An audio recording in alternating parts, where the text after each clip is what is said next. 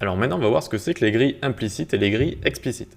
Alors d'abord, on va enlever grid template alias, voilà, on sait ce que c'est maintenant, et on va l'enlever du coup ici aussi. Hop, et voilà, donc on a notre grille de base.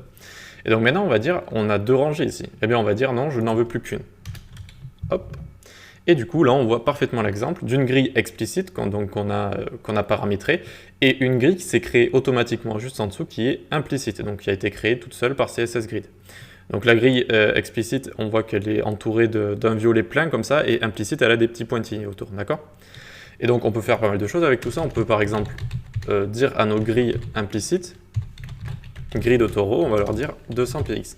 Hop, et vous voyez que maintenant elles font 200 px. Donc on peut les gérer, et vous allez me dire, mais pourquoi ça se met après en rangée et pourquoi pas en colonne? Eh bien on peut faire ça aussi, on peut dire grid auto flow, et on dit column.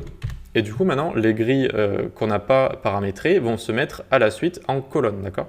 Et même combat, on peut aussi les grid auto columns, on peut aussi les paramétrer et leur dire je veux que vous preniez 400 pixels. Hop. Et du coup, maintenant, vous voyez que les grilles implicites font 400 pixels de large. D'accord? Par rapport à les explicites ici, qui sont du coup plus petites. Voilà, donc c'était tout à comprendre, hein, pas très compliqué. Les grilles donc explicites, celles qu'on paramètre, et celles qui vont se créer toutes seules de manière implicite. Allez, on se donne rendez-vous à la prochaine session.